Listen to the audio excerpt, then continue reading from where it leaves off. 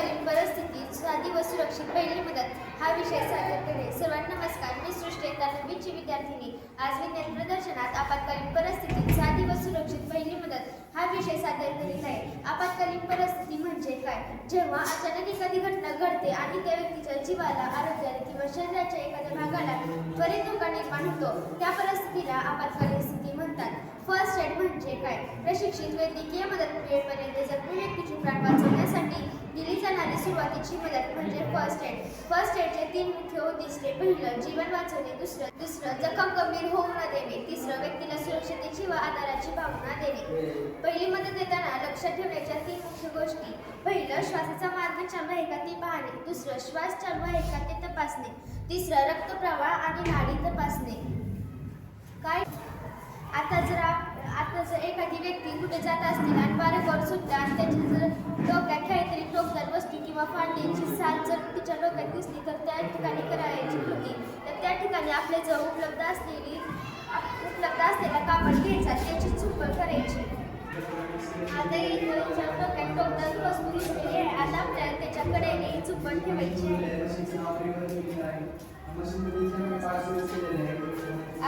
आपल्याकडे अनेक कापड घ्यावा.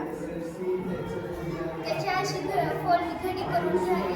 आता आपण त्या जखमेचा आपल्या कपाळामध्ये भाग घ्यावा.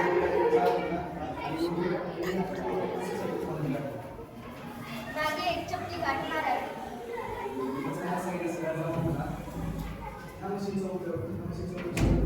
पुढे 2 चपट्या गाठ माराव्या.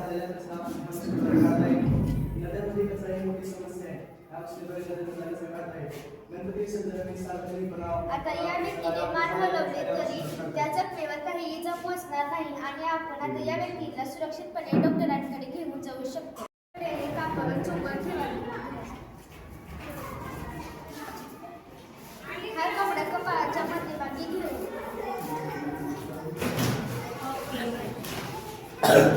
मागे एक चपटी गाठ मारावी. मोठं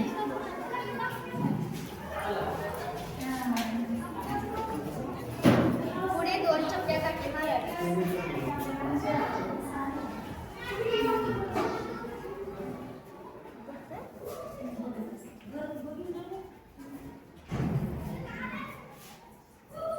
आता या व्यक्तीने मान हलवले तरी त्या जखमेला काही इजा पोहोचणार नाही आणि आपण डॉक्टरांकडे आता या व्यक्तीला सुरक्षितपणे घेऊन जाऊ शकतो. जर आपण खेळत असलो आणि त्या व्यक्तीच्या जबड्याला म्हणजे जॉला मार लागले तर हलवटीला जर लागले तर त्या ठिकाणी जॉब बँडेज कशी करायची मी तुम्हाला दाखवणार आहे. त्या ठिकाणी एक आपल्याजवळ उपलब्ध असलेला स्वच्छ कापड घ्यावा.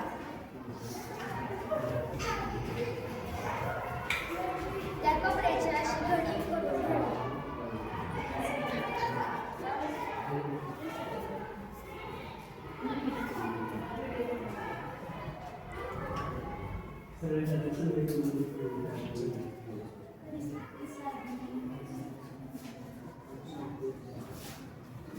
हा कापड आपल्या हलवटीला लागलेल्या जागेवर जखमेवर ठेवावे. थोडासा दाब द्यावा. एक आपल्याकडे उपलब्ध असलेला कापड घेऊन त्या जखमेच्या खालून वर डोक्यावर चपटी गाठ मारायची. कापड बरोबर असावा.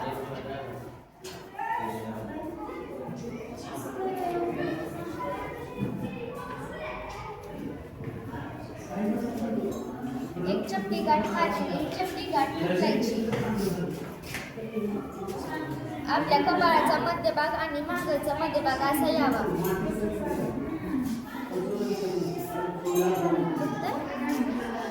आता आपल्या कपाळाच्या मध्यभागी 1-2 चपट्या गाठ मारायच्या.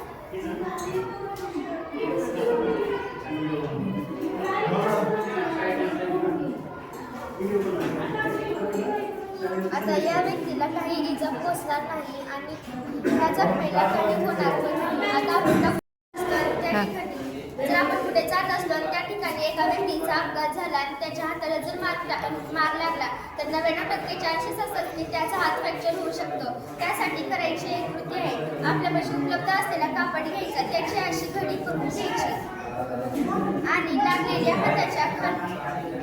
हाताच्या खालून आणि वरून कापड घेऊन मागे 2 चपट्या गाठी मारायच्या.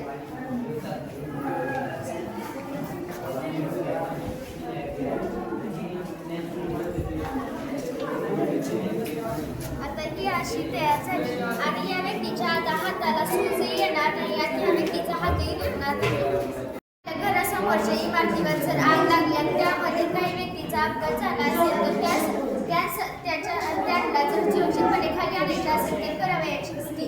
त्यासाठी आपल्याकडे दोरी उपलब्ध असणे गरजेचे आहे. ही एक दोरी घ्यायची, त्याची अशी कृती करायची. एक भाग छोटा एक भाग मोठा असा असावा. दोन्हीकडून पण चपल्या गाठी मारून घ्यायच्या.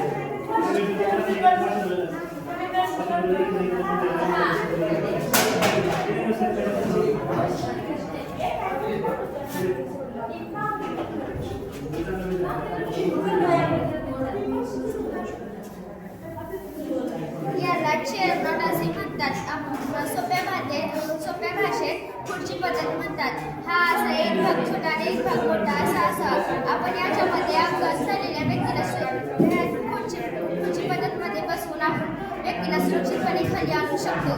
जर डोंगरावर चढायचे असेल किंवा डोंगरावरून खाली यायचे असेल आणि त्या ठिकाणी जर पायऱ्या उपलब्ध नसतील तर त्या ठिकाणी करावयाची पद्धत. त्या ठिकाणी आपल्याकडे दोरी असणे महत्त्वाचे आहे. तर एक दोरी घ्यायची, त्याच्या असे आडे मारत जायचे.